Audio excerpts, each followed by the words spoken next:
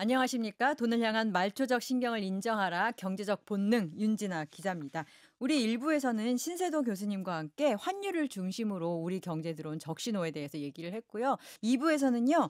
그 각종 지표들이 한국 경제가 굉장히 나락으로 가는 듯한 모습을 보여주고 있어서 또 역시 공포에 질려 계신 분들이 많을 텐데요. 그래서 25년 경제 전망은 어떻게 해야 될지, 특히 금리 부분이 궁금하신 분이 굉장히 많으실 것 같아서요. 이 부분을 집중적으로 다뤄보도록 하겠습니다. 교수님 다시 한번 인사드리겠습니다. 네. 안녕하세요. 반갑습니다. 내수 부진의 골이 깊다. 음. 이런 얘기들 되게 많이 하잖아요. 우리 음. 일부에서 음. 그래도 수출은 좀 괜찮았어. 음.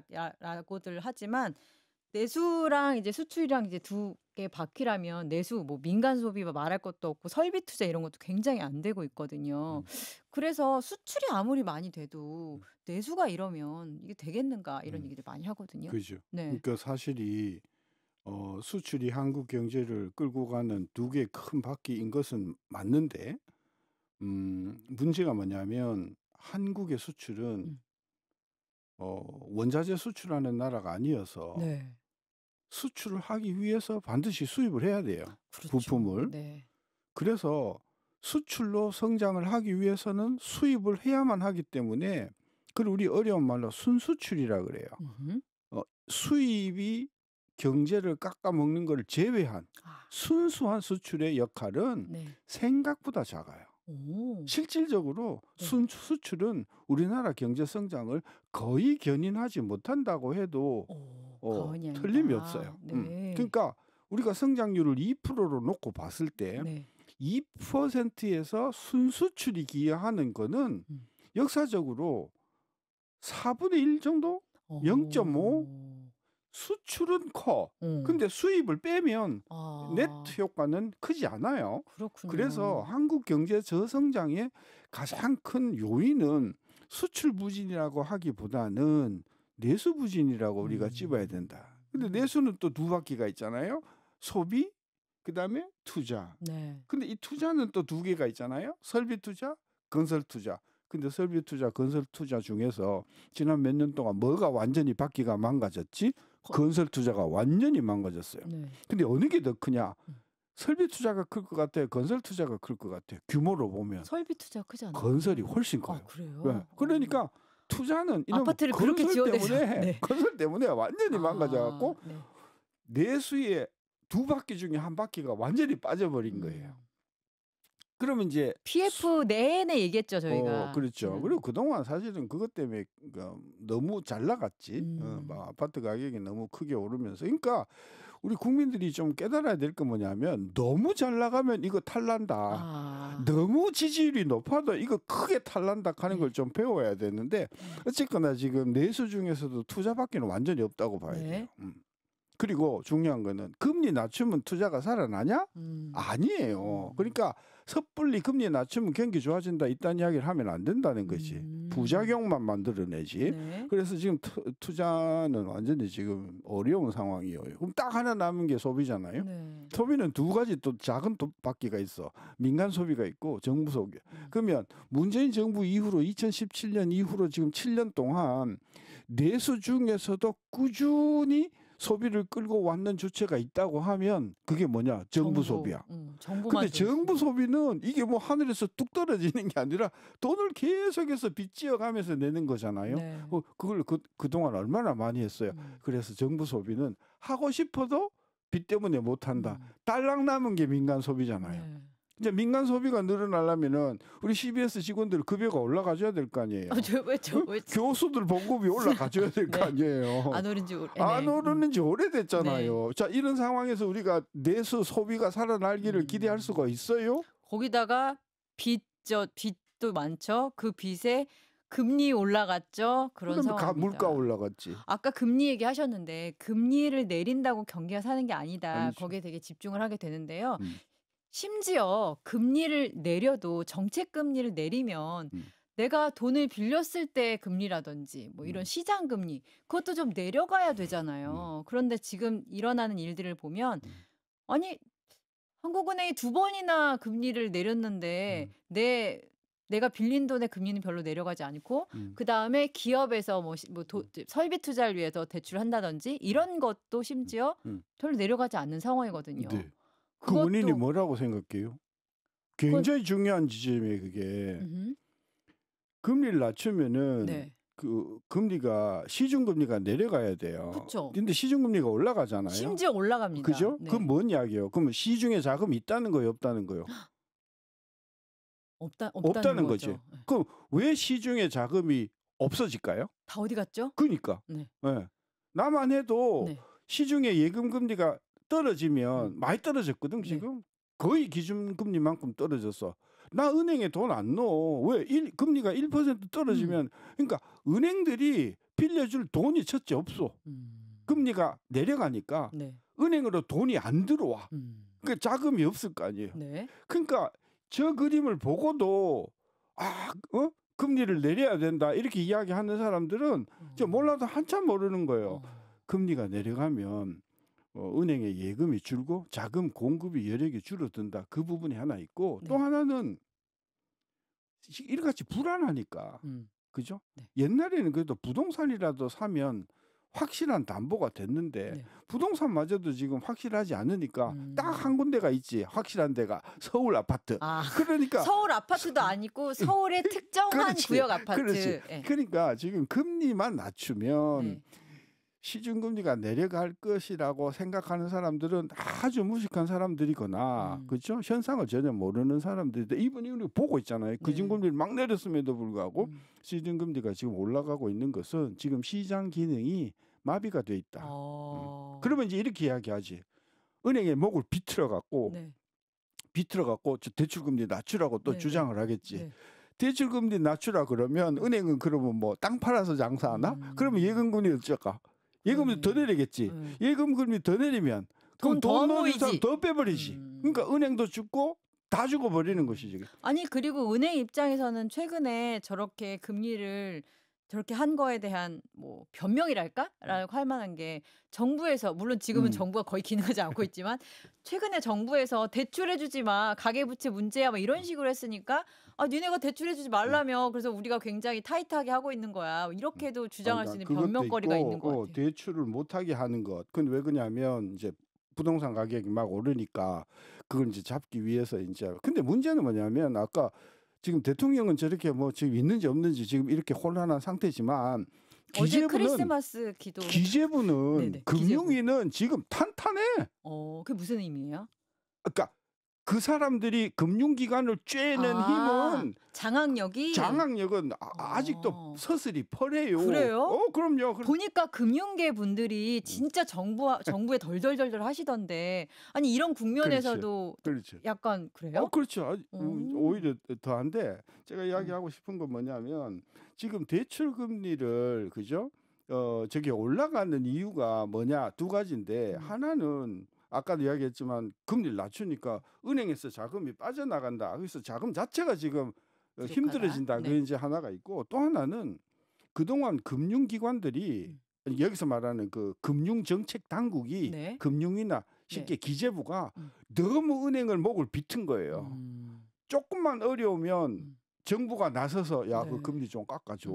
얘는 결혼했잖아. 그러니까 좀 봐줘. 애기 낳잖아. 그러지. 그러니까 은행에서는 뭐냐 하면은 정부가 하도 간섭을 많이 하니까 걔네들 봐주느라고 혜택을 주다 보면은 거기서 손해를 어디서 만회해야 돼 안 해야 돼요? 기업인데. 그렇죠. 아니지. 기업이 아니지. 기업이야 다 돈을 빌리는 추세니까. 그러니까 제일 만만한 게 뭐냐면 예금주들의 예금 금리를 낮추는 거예요. 여러분 예금하는 게요 누굴 것 같아요? 예금하는 사람들이 물론 돈 많은 사람들도 예금을 하지만 대부분 동네 한번 은행에 가보세요, 그렇죠? 30만 원, 50만 원 열심히 안 쓰고 모아갖고 은행에다가 적금 예금하는 분들이 예금 금리를 터무니없이 낮은 금리로 받게 되거든요. 돈 없는 분들이 시드머니 만들려고 맨 처음 하는 게 예금인데. 그래서 지금 저렇게 기준금리가 낮아짐에서도 불구하고 시중금리가 올라가는 것은 전적으로 뭐 때문이냐 하면 좀 죄송한데 관치금융이다. 시장 기능이 전혀 지금 작동하지 않는 이런 상황이라고 봐도 틀림이 없다. 네. 이런 판국에 기준금리를 더 낮추라고야. 이거는 저는 아마 한국은행 저는 그 상황을 알고 있을 거라고 봐요. 고민이 많을 것 같다. 네. 요즘에 이런 기사들도 굉장히 많은데 그런데 다음번에 그런 금리 이제 1월 시즌에는 뭐 최소한 동결을 하는 게 맞다. 전 동결이죠. 동결. 사실은 11월 달에 동결했었어야 된다고 생각해요. 음. 그러니까 기형 사태가 일어나기 전에 네. 이미 우리 그 금리가 미국보다 너무 낮은 상황이니 낮추면 안 된다고 생각을 했고 네. 그다음에 미국이 지난번 12월 달에 18일 날 FOMC 결과를 보면 놀랬지만 이거 물가 지금 장난 아니다. 네. 미국이. 그래서 금리를 앞으로 내기가 조금 어려울 것 같다고 이야기를 했잖아요. 네. 그러니까 미국이 지금 뭐 점도표상으로는 2번인데 한 번 또는 안 내릴 수도 있어요. 내년에. 내년에 아예 안 내릴 안 가능성도. 내리죠. 그러면 우리는 올려야 될 상황이 올지도 몰라요. 그러니까 요번에 내릴 때도 매파적 금리 인하라는 새로운 표현이 나오더라고요. 그런 상황이다 보니 우리 한은도 최소한 동결, 심지어 금리 인상을 할 가능성도 그렇죠. 배제할 순 없다. 그렇죠. 미국하고 아하. 금리를 맞춰줘야 돈이 덜 빠져나가죠. 그렇군요. 그 한은이 보면 어떻게 보면 낙관적이랄까? 약간 이런 느낌을 받는 요즘 뭐 멘트들도 나왔던 것 같은데 최근에 경제 성장률 전망하는 걸 보면서 1.9%로 내년도 경제 성장률을 전망하긴 했어요. 근데 이제 보면은 시나리오별 GDP 성장 전망을 보면은 왜 전쟁 장기화, 그러니까 지금 뭐 러우 전쟁이라든지 중동에서 일어나는 전쟁 같은 것이 계속된다는 것을 감안하면 시나리오 비관해가지고 마이너스 0.1 이런 게 들어간다 이러는 거거든요. 근데 사실 기본 전망 1.9이지만 전쟁 곧 안 끝날 것 같은데 그렇죠? 그리고 지금 트럼프 관세 그런 정책 같은 거는 25년에 반영이 안 될 것을 전제하고 지금 나온 게 1.9%더라고요. 그러면은 전쟁 이슈 있지, 트럼프의 관세 이슈 있지, 뭐 이런 것까지 다 합쳐지면 도대체 그러면 내년도 성장률은 어떻게 되는 저 거지? 표를 보면은 최악의 경우도 마이너스 0.2잖아요. 아, 적어도 너무 저거 너무 뻥튀기가 심한 거죠. 나이브하다. 근데 네. 한국은행에 저도 있어봤지만은 세게 이야기 못해요. 왜 이야기하는 순간 바로 전화가 오죠. 너 목이 몇 개냐 뭐 그러지 않겠어요? 한은은 독립기관 아닙니까? 그렇죠. 그렇죠. 그러니까 독립이라는 가면을 쓰고 사실은 뒤에 그렇죠. 귀가 막 달린 그런 괴물인데 네. 한국은행이 그럴 수밖에 없는 상황이고요. 그리고 한국은행이 실질적으로 보는 대로 이야기를 해버리면 그게 충격을 주니까. 시장에 나쁜 메시지가 저걸 올리는 것 됐으니까. 자체가 별 의미가 없다. 저는 그렇게 보고 또 하나는 한은도 다 알면서 저렇게 한 다 거다. 아는 게 그러니까 그러는 거고 잘 모르는 사람들이 최악의 경우에 뭐 1.7밖에 안 내려가 이제 그러는 건데 한국은행이 작년 요맘때쯤에 금년도 성장을 그렇죠? 되게 좀 부정적으로 봤어요. 그러다가 5월 달에 너무 수출이 잘 되니까 뭐 엄청 올렸다가 좀 계속해서 내리잖아요. 웃기는 애들이다 걔네들이. 응? 비싼 돈 받아갖고 뭘 하는지를 모르겠다. 아니에요. 월급 적더구만. 보니까 월급 그렇게 많지 않던데요. 그래도 많아요. 어쨌든 한국은행 전망이라는 거는 KDI 전망도 더 웃기지만 전망이라는 거는 그냥 우리가 그냥 참고할 뿐이고 저는 내년도 성장률이 뭐 지금 1.9 그래서 제가 코웃음을 쳤는데 아니 뭐 최악의 경우도 1.7이라고 그랬는데 한번 봅시다. 3월 달에 1차 전망 나올 때 2차 전망 그러니까 11월에 했고 2월 나오고 5월 나오는데 2월하고 5월에 전망할 때는 저 확 낮춰가지고 좀 낮아질 거라고 보거든요. 저는 내년도 경제 성장은 기본 프레임워크가 1.4 기본이 그거는 팬데믹 때 아니에요? 1.4? 그리고 그리고 더 나쁘면도 있어요? 1%도 무너질 가능성이 있다. 저는 그래 봅니다. 지금 4분기가 아직 안 끝났잖아요. 내일 모레 이제 4분기가 끝나고 4분기 통계가 나올 텐데 그 추세가 그대로 내년 1분기에 전달된다고 보면 4분기는 전분기에 비해서 마이너스 나올 가능성이 크고 그리고 전년 동기비로도 4분기가 거의 제로 성장을 전년 동비로 전기비 말고 그래서 금년으로도 지금 뭐 추계는 2.2인데 2.1, 음. 2.0 네. 그리고 금년 추세를 보면 계속해서 3.3, 음. 2.8, 뭐 조정되고 떨어지잖아요. 있어요. 이 추세가 계속된다고 보면은 내년도는 저는 0%대 성장도 충분히 아.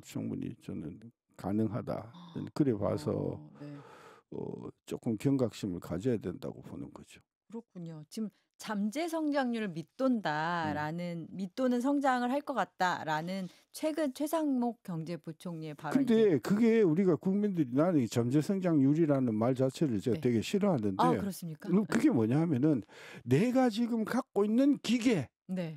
풀로 돌렸을 때 얻을 그쵸. 수 있는 성장률이란 말이에요. 네. 근데 인구, 어? 생산력. 뭐 인구야지 뭐 지금 쪼그라들고 있는 상황이니까 네네. 그건 이제 빼고라도 지금 결국은 설비인데 네. 그 설비가 그냥 정상으로 가동이 되었을 때 이룰 수 있는 성장률인데 지금 내가 알기에는 뭐 반도체가 됐든 자동차가 됐든 어느 산업이건 지금 설비를 가동을 다 못하고 있거든.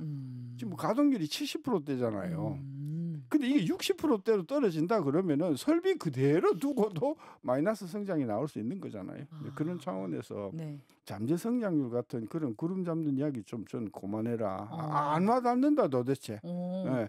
차라리 네. 가동률이 얼마인가, 어. 작년에 비해서 가동률이 얼마 떨어졌는가 음. 이걸 이야기하는 게 저는 훨씬 더 생동감이 있다. 저는 그렇게 봅니다. 생동감 있다. 그리고 현실을 더 네, 반영하는 데 네. 적합하다. 2025년 경제 성장률을 조금 더 암담하게 보는 게 추세인 음. 면도 있지만 어떤 요인이 2025년 경제를 조금 더 암담하게 첫째, 아까도 이야기했지만 지금 현재 우리 경제의 가장 큰 화두는 탄핵 어떻게 되지? 불확실성. 그다음에 탄핵에서 누가 집권하지? 음. 그죠? 만에 하나 야당이 집권하게 되면 한미 관계는 어째 되지? 음. 한일 관계는 어떻게 되지? 그리고 종부세는 어째 되지? 음. 양도소득세는 어떻게 되지? 지금 우리 국민들이 특히 중산층 이상은 다음 정부가 어떤 정부에 들어오냐에 따라서 자기의 자산의 가치가 자산의 가치가 네. 몇 천만 원이 아니라 몇 억이 왔다 갔다 하는 상황 음. 아니에요? 우리가 그럴 수 윤석열 있겠네요. 찍어주고도 굉장히 좋아했던 것은 뭐냐면 네. 종부세 음. 이거 확실하게 없앨 거라고 생각을 하고 했는데 지금 이것도 지금 계류가 돼갖고 지금 미역미역하고 있고 그리고 금년치를 받아봤더니 종부세가 작년부터 조금 올랐거든 나도. 심지어 예. 그러니까 이런 상황에서 만약에 지금 야당이 들어선다고 하면 그냥 또 종부세 올릴 거고 뭐 그저 법인세 올릴 거고 개인소득세 올릴 거고 다 올릴 거 아니냐. 그렇게 생각하시는 분들이 있다. 아니 그렇게 가요. 가요? 왜냐하면 이분들은 돈을 쓰자는 사람들이고 네, 그 네. 돈을 쓰는데 그 돈을 있는 사람들이 세금 더 걷어서 내자는 그 사람들의 입장이 그건 거를 만천하가 다 알잖아요. 그죠? 이분들은 뭐냐면 문제가 생기면 돈 풀어. 돈 어디서 생기지? 아 세금 내면 돼. 증세 이게 기본적인 그 사람들의 쌍두마차기 때문에 정권이 그런 쪽으로 바뀐다 그러면 저는 굉장히 그 불안감 저는 줄 가능성이 크고 네. 그렇다고 뭐 윤석열 대통령이 계속 집권한다고 그래도 이분의 성격상 임기 마칠 때까지 고분고분하게 있겠냐고. 지금 상황에서는 임기를 마치게 하면 안 되죠, 솔직히. 그러니까 네. 그건 어떻게 되는지 모르는데 어쨌든 저는 일단 싹 물갈이 할 거란 말이에요. 네. 일단 기재부 장관부터 교체를 네, 하겠지. 네, 네. 당연하죠. 왜냐하면 어차피 사표 썼으니까 네, 네. 총리 갈겠지. 문제는 그분이 사람을 뽑는 게 그 진짜 괜찮은 사람이고 굉장히 중립적이고 국가 오랜 경륜 있는 사람이다라는 사람을 뽑으면 그나마 그래도 낫겠다 싶은데 그분이 그동안 사람을 뽑아온 걸 보면 그럴 가능성은 지금 뭐 누구를 뽑을지 또 그게 그러잖아요. 그런가요? 그래서 저는 네. 탄핵 프로세스도 불확실하고 탄핵이 끝나서 대통령이 교체가 된다고 해도 새 대통령이 누가 되는지의 문제고 또 안 되어서 현 대통령이 계속 간다고 하더라도 그래도 문제니 앞으로 내년이 문제가 아니라 내년 내후년까지 5년 동안 문제다. 앞으로 2년 2년 동안 이 경제의 불확실성이 저는 커질 거기 때문에 네. 그 요인이 가장 크다. 가장 커서 25년도. 가장 커서 지금과 같은 상황에서 돈이 없는 사람이야 뭐 있어도 뭐 투자를 할 수도 없지만은 돈이 있는 사람들은 투자를 할 거냐 말 거냐 하면 나가 한국에서 할 거냐 미국에서 할 거냐 한국 주식 시장에 들어갈 거냐 외국 이걸 고민하지 않겠어요? 한국이 좋은 시장으로서 기능하지 못할 못할 것이라는 것이다. 거고요. 그렇죠. 그러면 첫 번째가 그거면 두 번째는 혹시 트럼프? 뭐 트럼프 요인도 음. 크긴 큰데 네. 그러니까 저는 지금 제일 걱정하는 게 트럼프 되면 네. 한미 FTA 다시 개정하자고 할 거고 과거처럼 네. 그때도 하는 거 보니까 막 무지막지 하더라고요. 음. 그때 핵심이 뭐였냐면 일기 때 한미 FTA 어, 재협상 할 말씀하시는 때 거죠? 네. 그때 그 핵심이 뭐였냐면 그때 뭐를 하기로 했냐면은 그동안은 우리나라에서 만든 픽업 트럭을 미국에 수출 못했어요. 왜? 미국 사람이 제일 좋아하는 차가 픽업 트럭이거든. 근데 그게 막혀 있는데 그게 이제 풀리게 되니까 트럼프가 딱 집권하자마자 그 픽업 트럭의 대미 수출을 또 통제를 한 거예요. 네. 응? 그것만 한 게 아니야. 그 농산물에 대한 그 규제도 그러니까 FTA 그때 풀어주면서 완전히 그냥 미국이 좋은 쪽으로 다 열어줬거든요. 네. 문재인 정부 때 그랬으면 네, 네. 그죠? 윤석열 정부는 더 큰 마음으로 열어줬겠죠. 더 그냥 달라고 할 거 아니에요, 그렇죠? 그런 그쵸. 면에서 한미 FTA 개정 요구가 저는 나올 게 좀 네. 걱정이 좀 되고요. 그다음에 이제 걱정이 되는 거는 미국이 이제 저렇게 막 뭡니까 캐나다, 멕시코, 중국 하여튼 미국에 주로 수출하는 나라들의 수출에 대해서 전부 관세를 물려버리면 걔네들 수출을 못할 거 아니에요. 네. 그러면 우리가 그 나라, 우리나 멕시코, 우리가 캐나다에 수출하는 것도 타격을 받지 않겠어요? 그래서 미국의 보호무역주의로 받는 일차적인 직접적인 충격보다도 네. 미국이 중국이나 멕시코나 캐나다에 주는 악영향 때문에 우리가 쿠션으로 받아서 오는 수출 충격도 전 대단히 크다. 네. 저는 그래 봤을 때 트럼프 요인도 굉장히 큰 장애 요인으로 보는 거죠. 그리고 2025년에 트럼프가 지금 뭐랄까요? 행정부며 의회며 다 장악을 한 상태이기 때문에 되게 빠른 속도로 진행이 될 거니까 25년에 바로 그 타격이 올 거다. 26년까지 갈 필요도 없고. 근데 그 마음대로 그렇게 지 마음대로 그렇게 그 할 수는 저는 없을 부분이 저는 있다고 보는데 어쨌든 네. 중국에 대해서는 확실하게 때릴 그렇죠. 거다. 그건 민주당이나 공화당이나 상관없이 상관없이 합치된 트럼프가 제가 미국 그 경제사를 공부해 본 결과 미국 그 300년 미국 역사상 가장 무역 정책에 획기적인 변화를 초래한 인물은 루즈벨트가 아니고 트럼프다. 때리니까 되더라. 중국을. 네. 저는 그래서 공화당이든 민주당이든 할 것 없이 중국 또 그게 중국이 아니라 뭐 멕시코든 캐나다가 됐든 일본이 됐든 한국이 됐든 어쨌든 미국이 봐서 얘는 좀 신통치가 않아 이러면 우리를 상대로 자꾸 적자국을 만들어 그러면은 바로 때린다. 때릴 가능성이 커져. 그리고 중국을 말씀하신 것처럼 중국을 강하게 때릴 텐데 우리가 또 중국에 굉장히 많이 경제적으로 링크가 돼 있으니까 그 부분에서 타격이 있을 것이므로 25년도 경제 정책의 암울함에 더 표를 줄 수밖에 없다라는 것이군요. 알겠습니다.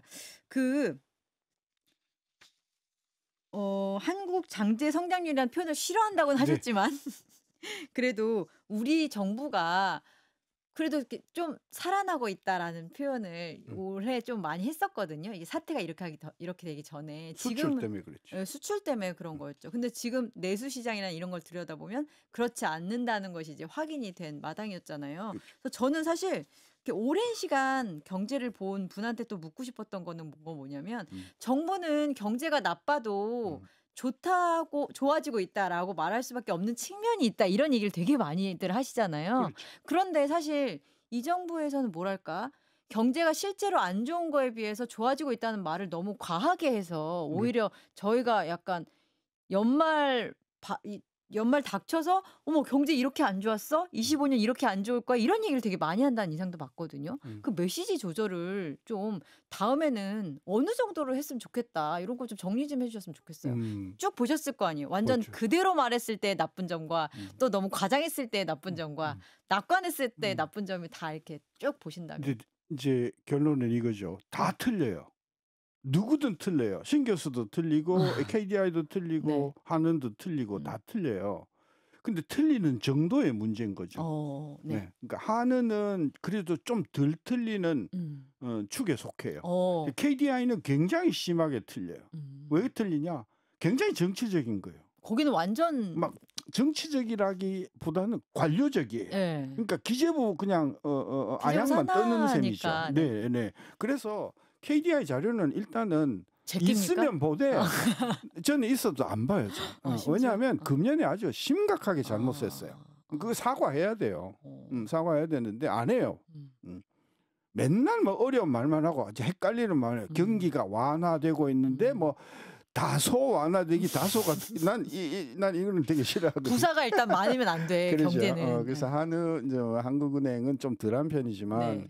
그래도 올해 상당히 저는 잘못을 했고 뭐 이창용 총재 말로는 상당히 반성하고 왜 틀렸는지 진작에 검토를 했었어야죠. 왜냐하면 지난 20년 동안 한은이 제가 얼마만큼 예측에서 틀렸느냐 하는 걸 제가 좀 조사를 해봤더니 네.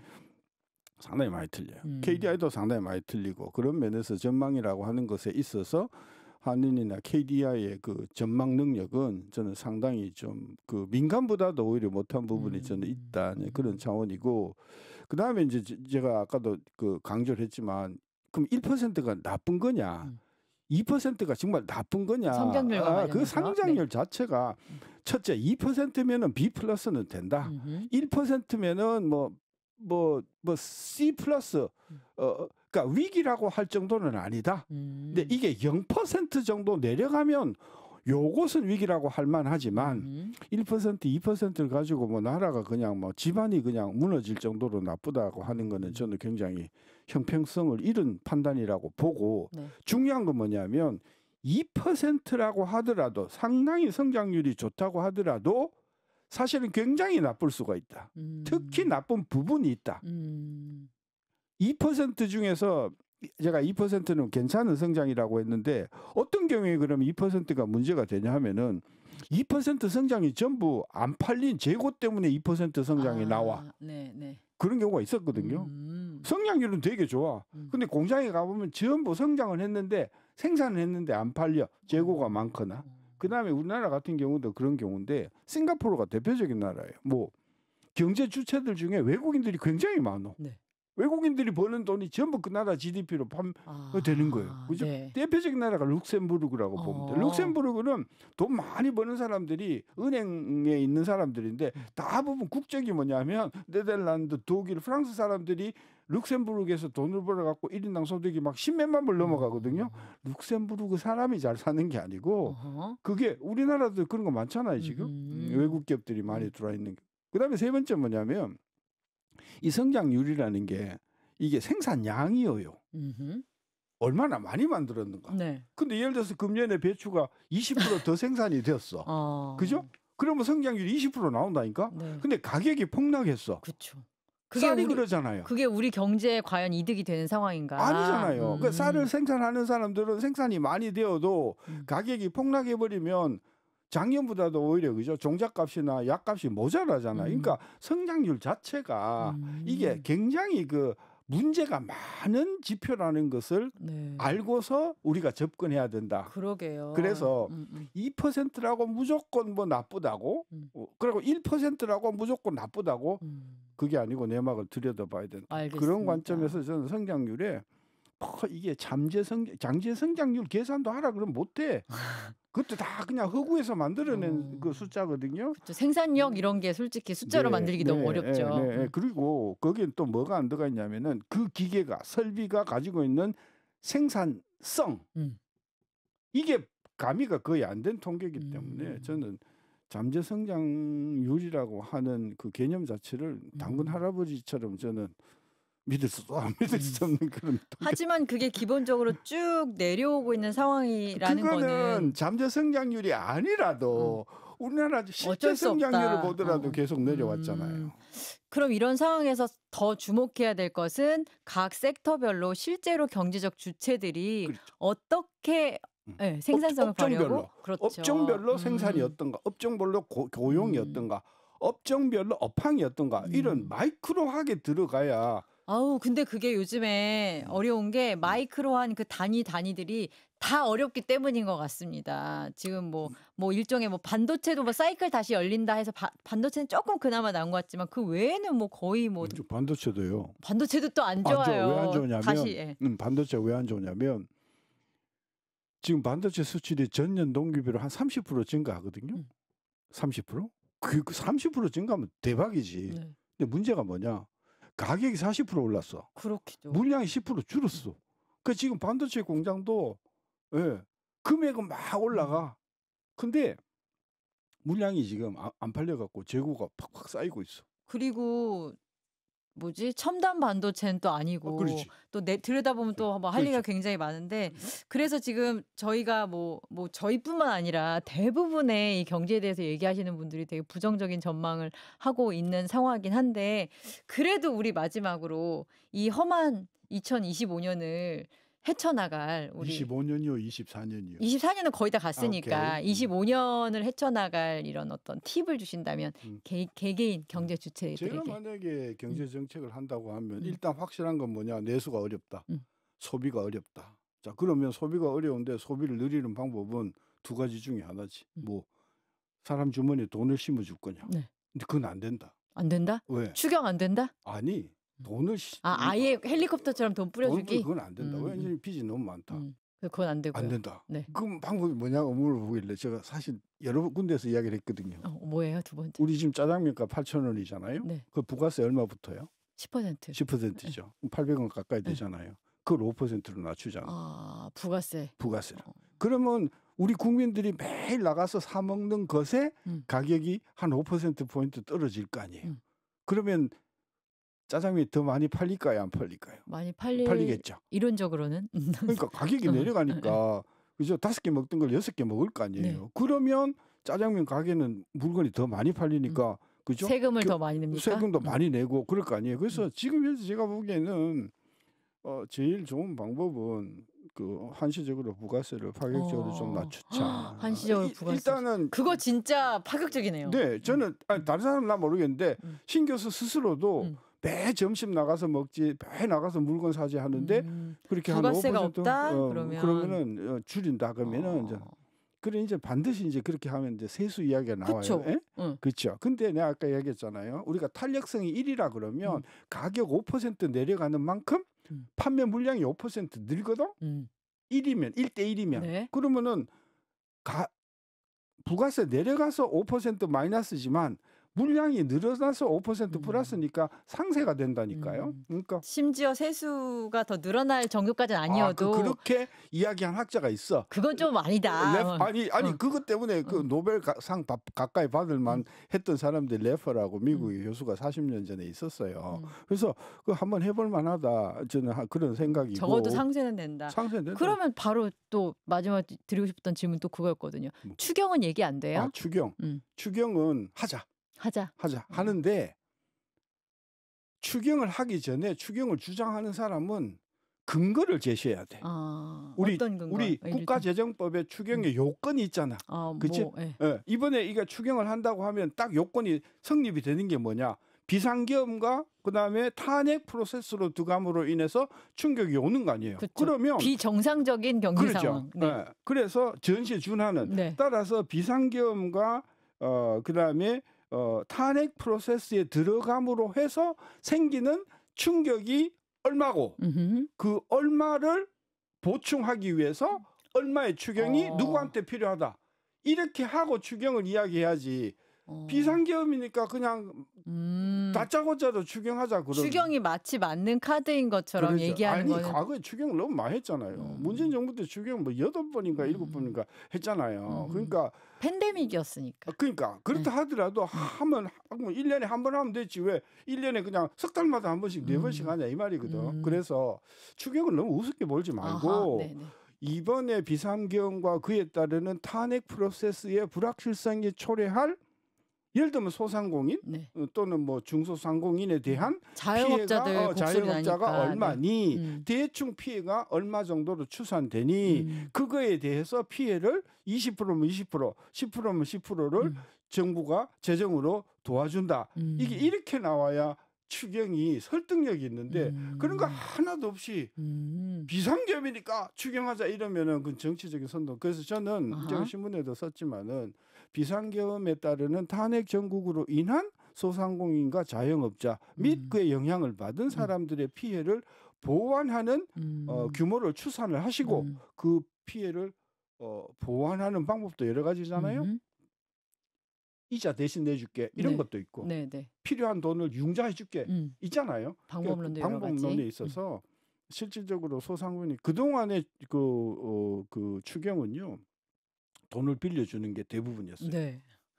별로 도움이 안 돼. 음. 왜? 얼마 지나면 안 그 이자 그래도 빚 빚 많은데. 많은데 예. 빚만 그죠? 그래서 그런 것보다는 국가 재정을 투입해서 아예 그 돈을 빌리는 방법이 아닌 방법으로 해주는데 그래서 일단 그 피해를 예상 피해를 추계를 하고 그다음에 그걸 어떻게 우리가 해결할 것인가를 구체적으로 플랜을 내놓은 다음에 음흠. 전 추경을 하자. 그런 제안이라고 하면 전 정부도 네. 맨날 안 된다고 이야기하지 말고 음. 응해야 된다. 음. 저게 제 생각은 그거였어요. 알겠습니다. 요즘 핫한 추경 이슈까지 우리 신세돈 교수님의 그 장기 시계열을 바탕으로 한 데이터가 쏙쏙 들어간 그리고 약간 너무 공포에 질리지 말아라는 말씀까지 함께 들으니까 좀 이 상황이 이 국면이 좀 정리가 되는 것 같습니다. 환율 때문에 너무 어렵고 고금리 고물가 때문에 굉장히 어려우신 분들 우리 신세돈 교수님의 얘기를 듣고 어떻게 행동해야 좋은 경제 주체가 될지까지 우리 한번 생각해 보면서 이번 시간에 마무리도 하도록 하겠습니다. 오늘 경제적 본능 마무리하겠습니다. 감사합니다. 네, 수고하셨습니다.